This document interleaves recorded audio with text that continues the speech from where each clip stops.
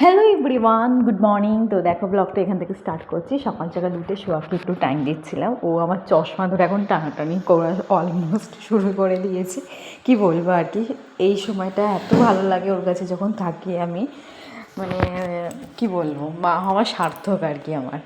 তো দেখো সকাল সকাল এখানে একদিকে রোদ উঠেছে আর একদিকে করেছে হচ্ছে ঘন কালো মেঘ। মানে কি অবস্থা দেখো।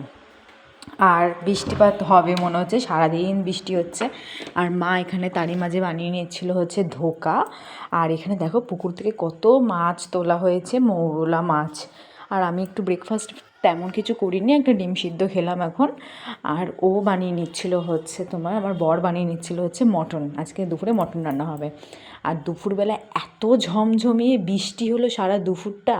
আর বিকেলবেলা দেখো একদম নিস্তব্ধ হয়ে গেছে। জিমি কী করছে দেখো। আর তারই মাঝে আমি একটু চা এনজয় করছিলাম আজকে এই ওয়েদারে, যদিও খাই না অতটা। আর এখানে রাত্রিবেলা রান্না হবে পোস্ত, কাটছিলাম পোস্ত। আর মা এখানে ডাল সিদ্ধ করে নিয়েছে। আর রাতে আমার ডিনারে ছিল হচ্ছে পোস্ত, বাঁধাকপি আলুর তরকারি, মাছের মাথা দিয়ে ডাল, ভাত।